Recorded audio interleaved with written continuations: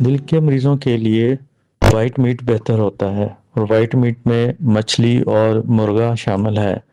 مرغے میں بھی خاص طور پہ اگر اس کی جلد کو اتارنے کے بعد گوشت تیار کیا جائے تو وہ زیادہ بہتر ہوتا ہے۔ ریڈ میٹ یعنی بکرے اور گائے کے گوشت میں سیچوریٹڈ فیٹ زیادہ ہوتے ہیں،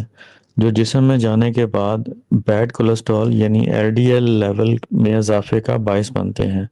اور جسم میں ایل ڈی ایل زیادہ ہونے سے دل اور دماغ کی شریانوں میں تنگی یعنی بلاکیج ہونا شروع ہو جاتا ہے،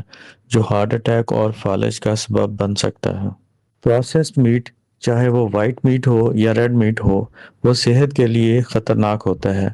کیونکہ اس میں بہت سارے کیمیکلز کو ایڈ کیا جاتا ہے اس کی شیلف لائف کو بڑھانے کے لیے،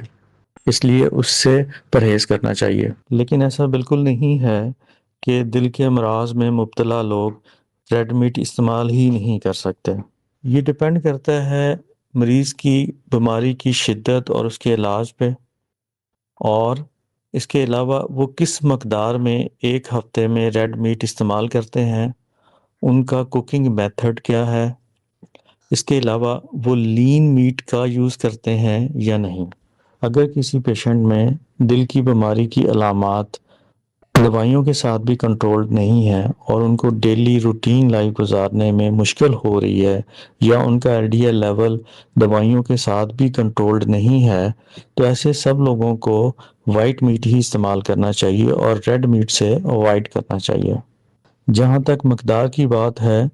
تو ریڈ میٹ ہفتے میں 2 دفعہ لیا جا سکتا ہے،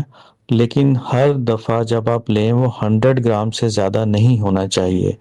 یعنی ایک ہفتے میں آپ میکسیمم 200 گرامز تک ریڈ میٹ کو استعمال کر سکتے ہیں۔ اور کوکنگ میتھڈز میں آپ کو